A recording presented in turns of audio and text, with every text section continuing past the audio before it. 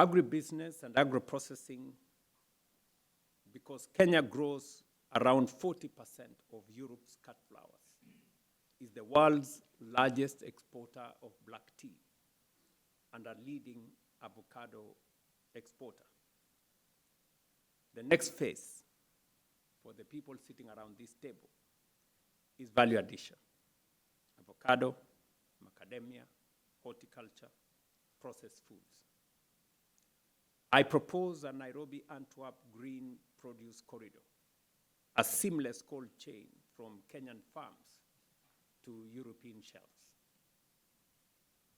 Second is ports, logistics, and cold chain. The Port of Mombasa handled record volumes in 2025. I invite the Port of Antwerp and Belgium New Fruits Wharf to form a sister port partnership with Kenya Ports Authority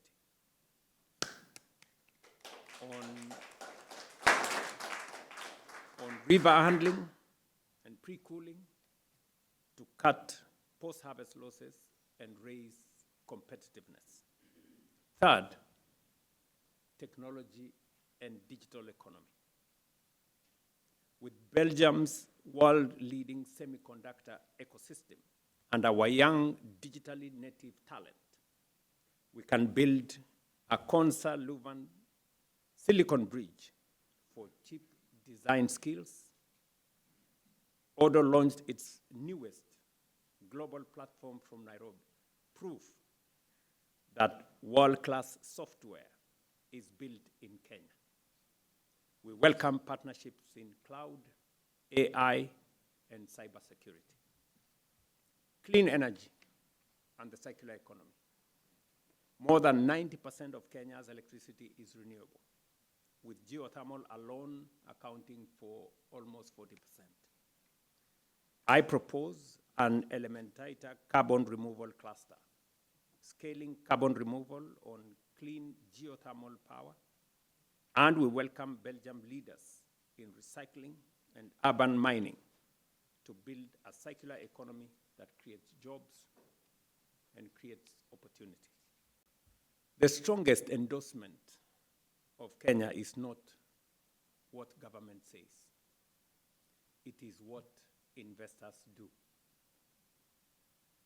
Bio, as you've heard, has invested in Kenya for over 25 years and counts Kenya among its largest exposures. Odo, again, chose Nairobi as its African headquarters. Ruto serves East Africa from Kenyan plant. Sirona built its first commercial-scale direct air capture site at Lake Elementaita. Close the Gap has opened a circular IT hub in Nairobi. The direction of travel is very clear to all of us. Which way? Yet trade between Kenya and Belgium remains modest. And when I say Belgium, I mean with the European Union. About $335 million in 2024. That does not reflect our potential. So let us set a clear ambition to triple it towards $1 billion by 2030. So I say to Belgian manufacturers, do not buy Africa's raw materials to add value elsewhere. Come and build with us. Process Kenyan minerals in Kenya and Africa, own clean power, and help Europe secure the supply chains it needs. Make it in Kenya, make it in Africa, make it clean, and sell in Europe and to the world. This is why, on the back of this roundtable, I will shortly officiate the launch of the Kenya-Benelux Chamber of Commerce, a permanent bridge between Kenyan enterprise and the markets, investors, and innovators of Belgium, the Netherlands, and Luxembourg. I challenge everyone in this room and every firm that will join the chamber to two goals: double the number of Benelux companies operating in Kenya and help deliver that $1 billion in trade by 2030. Africa is an opportunity, and Kenya is the gateway. If you establish in Kenya, you do not just enter into one country. You enter into a continent. Through the Africa Continental Free Trade Area, you invest and you enter into a market of 1.4 billion people with a GDP of $3.4 trillion. If you add EAC and COMESA, the European Union, and the United Kingdom, and Kenya's combined preferential market access exceeds US $70 trillion. Why do I say so? If you set up in Kenya, you not only access the African market, but because we have a signed economic partnership agreement with Europe, you equally access the European market. Yes, and in the meanwhile, we have had the chairman of the Kenyan Ports Authority at our port, and also your namesake, Captain William Ruto, who is the CEO of KPA. Yes. Some things that resonate. What you said is that for us, Africa is indeed trade and not aid. And the volumes between Port of Antwerp and Bruges have been for decades more important between Africa than between the Far East. So that is definitely one thing. And then on the mutual and sovereign equality, in every partnership that we develop with African counterparts, that is essential. How can we build bridges between our two ports and strengthen each other and create together, co-create, co-develop port platforms that are attractive for private investments, that create level playing fields, that offer opportunities that will hopefully contribute to your sharp and aggressive KPIs of by 2030. But just to say, we are actively investing in Africa as well, in port infrastructure, in port superstructure, to realize these objectives. For instance, in Namibia, we are co-developing a port platform for Namibia's green industrialization. That's something you also mentioned, and we're open for that conversation with your government, with the counterparts. The relationships are already there, and looking forward to strengthen and deepen those relationships. Thank you. We build our machines here today, but we go to the best places in the world to run our machines. And we need two things. We need renewable energy, but we also need CO2 storage potential. And actually, Kenya is one of the best places in the world to do so because of the massive renewable energy that you have, but also because of the Rift Valley, which has this thick basalt geology. We are the company who has the site next to Lake Elementaita at Sleeping Warrior Mountain. And actually, we're not the only ones. There's also a Kenyan company called Octavia Carbon that is also developing there. And we're very excited to be there. That's the first site that we have. We're already discussing with GDC of an expansion that would be in Menengai, so in the same region. And I'd like to thank actually PS Investment, Abu Bakar, who's been very helpful in creating those connections. We're actually expecting to sign an MOU with GDC today, which is very exciting for us. And I think overall, it's also a great opportunity for Kenya. As we mentioned, we need a lot of renewable energy, and today we will be able to plug into the existing resources, providing more revenues to GDC by consuming their brine on top of the steam that they already sell for geothermal energy. But overall, as we look to expand, we expect to be building more renewable energy in Kenya, which is great not only for us, but also great for universal access to energy to small businesses and communities all over Kenya. So I think it's a great opportunity, as you mentioned, where we can mutually benefit, us from the natural endowments of Kenya, and then at the same time, Kenya from the demand and industrial development. So therefore, I'm so pleased that I may here to know my colleagues, investors, and to develop some relationships to invest in the future in your country as well. I think we have a lot of expertise in the areas that you mentioned that we can help to collaborate together in the future and to learn about these countries.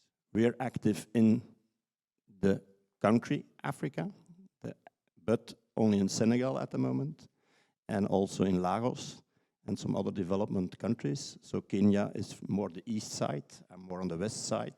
So this was fantastic that Olivier asked me to be here and that I could represent my families, which are very well known in Belgium, to develop in future, and that I can advise them in the future to invest in Kenya as well. We've been working together with CS Kagwe on an industrialization program for Kenya's agriculture value addition.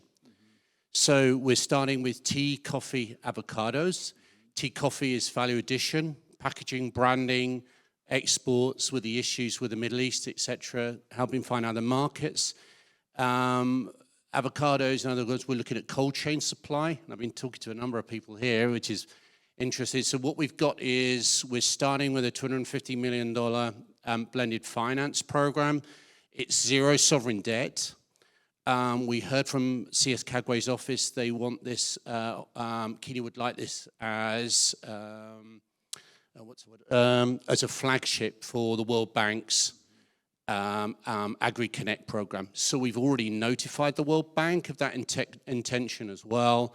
We're building a consortium already. We have African banks, Kenyan banks involved as well, a number of experts inside Kenya.